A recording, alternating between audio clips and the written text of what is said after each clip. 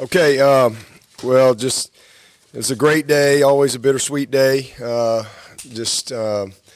Seeing these guys, always emotion during the week. You try to kind of manage it the best you can, but it's just kind of human nature to reflect and really just think about what's happened over the last 4 years, in some cases 5 years with these seniors. So it was a great week of practice. Wake Forest is a good football team, and I'm just super proud of our guys because they just keep getting ready. It's just a very business-like team, about their business every single week. They show up, we prepare well. Staff's done a great job, and they have a really good focus about them. And so it's just been a real joy to coach this group and see how it's come together and how they've matured. Just today was a historic day. Last week was a historic day. We won our 5th division title in a row. And in this group today, a record 22 in a row at home. And then these seniors, 52 wins, fastest to 52. Nobody's done it faster in college football history. So it's a pretty special group of guys. We don't have a lot of seniors, but, man, they've given us great leadership. And then a lot of those guys just played outstanding today. It was fun to see Tanner Muse have a game like he had, big interception, sack, and DeAndre Overton. Amari got banged up, and DeAndre comes in and had some huge plays for us. But just super proud of our guys, and just been an amazing journey, with this group over the last several years, and good to see them finish that way. Defensively, they set the tone. This offense was averaging, close to 500 yards and was throwing for 300-something yards a game, and they only had 40-something in passing, and big loss for them not having their 2 best receivers. Now, those 2 receivers for Wake Forest are special players, and so they were a little limited not having those 2 guys because those are 2 great players. But still, their quarterback's a great player. They're really good in the offensive line. Their scheme is unique, but our guys were excited about the challenge and were locked in all week. And to hold them, I think we held them to 105 total yards. Just can't say enough about our preparation. Coach V and the staff, and especially these guys just putting that work in and going out and executing at a high level. But the turnovers were huge for us, and that's a couple weeks in a row, where we're playing well on offense because we came out offensively really well too, out of the gate, and then you get a couple turnovers, and it just kind of we had a big punt return, we had a big kick return, we made a field goal, so we had a lot of good contributions in special teams as well, and it was just a complete game. And we're a talented team, and when we play complementary football, we can overwhelm an opponent when you get short fields, and we got some short fields, and created a new line of scrimmage. I think disrupted their timing and what they were trying to do. We had 10 tackles for loss, a couple sacks. So just really proud of our guys. And offensively, Trevor was amazing. I think that's a career high for him, 4 touchdowns, and T tied a record 3 touchdowns. Ball spread around to a lot of different guys. A lot of guys made some big plays for us. We had about 3 possessions where we got sloppy and did not protect our quarterback. We had one where we just miscommunicated and turned the guy loose. Should have had that picked up. And then we had another one where the guy just got beat. He just got beat at the point of attack and sacked us. So I was pretty disappointed with that. And then we had one on Trevor late in the game where it was kind of a yes-no play, and you can't hold the ball, and he just held it. So we gave up a few sacks that we haven't been giving up, and then we ended up having 1 turnover. We've done a great job of taking care of the ball, but we've won the margin again. We continue to push that number up. So just a heck of a day. Travis Etienne, we've been playing here a long time, 124 years of Clemson football, and he's the first back to have 6 100-plus yard games in a row. So pretty special. Pretty special accomplishment right there by Travis, and everybody gave a game ball to the offensive lineman, and you need me to handle that, Mr. Bostic? I can handle it. Somebody's trying to get in touch with you. Sounds like some grandkids or something.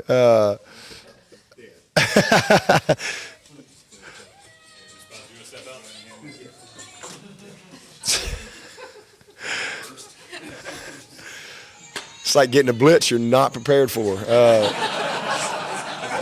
I had to pick that up. I had to redraw that one. But anyway, just a tremendous performance by everyone. And, Lynn J. Dixon, I think he had almost 100 yards and all-purpose yards as well. And just fun to see the guy. We subbed early. We subbed, early in the third quarter, and we continued to play well. And I'm really excited about that, to keep them down to 3 points and for our backups to go in and especially, and Chase got fooled on the one. Kind of predetermined, and the guy ran underneath it and made a good play on it, but it was great to see him come right back and push us down in the end zone and made some great plays. And he really made a beautiful throw to Cornell, just didn't make the play. But it was good to see him bounce back from that as well. So, just a great day, and really appreciate our crowd. It's always a sad day, too, to know that, it's gonna be next year before we get to play another game here. It's so much fun. Game day here is amazing. I was trying to soak it in today, coming in and looking at all the tailgating and people just excited, and the Tiger Walk. I mean, it's special. And I just have such a great appreciation for everybody who works so hard to give us a great environment and just the best game day experience that you can have. So it was a wonderful day, a beautiful day, and super proud of our guys. So open date's coming at a good time for us. I had a few guys get banged up today, but nothing serious, nothing that anybody would – I think everybody'd be able to play this week if we were playing Saturday, but we don't play Saturday. We got an open date, so I think that's perfect timing for us. And this next one is a big one, as we all know. It's a goal of its own for us. So we got 2 weeks to get ready. They got 2 weeks to get ready, and so we'll be excited about catching a little break and but showing up Monday and getting ready to put this one behind us and move forward. Coach, I'm sure it hurts to give up your only score after that botch punt, but your defense held into the field goal. They also got a turnover on downs after another turnover. They've been so good and sudden change defense all season long. How good is that to see this late in the season? Yeah, it's great, and it's good. You hate to say it's good, but it's also good when you have some adversity and yet you respond. You hate to. I mean, Will's got wide receiver hands. I mean, he's got great hands, and his first ball he's mishandled in 4 years here. So that's tough because you give up like 20 yards of negative yards right there. But the flip side of that, defense goes out there and holds a really good offense to a red zone field goal. So I was really proud of them. And then the stop on downs was tremendous. We played well. We played really well. I mean, guys were just flying around up front, and they just couldn't get comfortable. They just could not get in a rhythm. And again, missing those two receivers was definitely hurt them. But we played great coverage, and we mixed it up. We brought some pressure. We played some coverage. We did some different things, and didn't allow them to get in any rhythm. It seems like defenses are doing a lot to try to limit the receivers, like bracketing and all that stuff, in coverage. But y'all are still able to. Yeah. I mean, we have answers. If you're going. There's only so much you can do. I mean, you can play two safety, you can play one safety, you can play, when you play two safety, you can play quarters, you can play cover two, you can play two safety and cloud it. I mean, there's only so many things you can do. So we try to have answers built into our system, and then it's on Trevor to process things the right way post snap, and then it's on our receivers to make the right reads, the right adjustments, and be on the same page. And we got an experienced group of guys. I mean, and then as you saw today. We were able to, run the ball well in some long yardage situations, whether it be second and long, and we had some third down runs, so you can't just play coverage because we can block you, and we got guys that can run the ball when we got advantageous numbers, regardless of the down and distance. So, it was a good day and good execution. Trevor's he's playing lights out. He really is. Would it have been useful, in retrospect, to have your secondary face a guy as talented as Surratt, especially Surratt, and with what's coming up? Would that have been Yeah, I mean, we just play who's out there. I mean, we I hate to see them lose guys, but they've played great players. They play them every day in practice. So if you ever come to one of our practices, you'll get all you want because it's good on good every day. We do man-to-man every day, and we do 7-on-7 every day. We do team pass good on good every day. And so, it just doesn't matter. I mean, we feel like that if we practice the right way, then we can be prepared for game day and really not be overwhelmed by anybody. T. Higgins and Ross and Overton and Amari and Ngata and Ladson and all those guys. It's fun to watch practice. So that's where your confidence comes from. So, I hate it for Wake Forest. Again, that would have been obviously a big help for them. But, as far as us, we just try to play the game and perform and move on to the next one. Fans may be confused by, the long mesh point, the quarterback and the running back wait until the last second to make the decision. In layman's terms, what's the logic behind it? And even though it didn't work today, it works obviously at some points. What's their strategy for doing that? Well, it's just a slow ride that creates conflict, and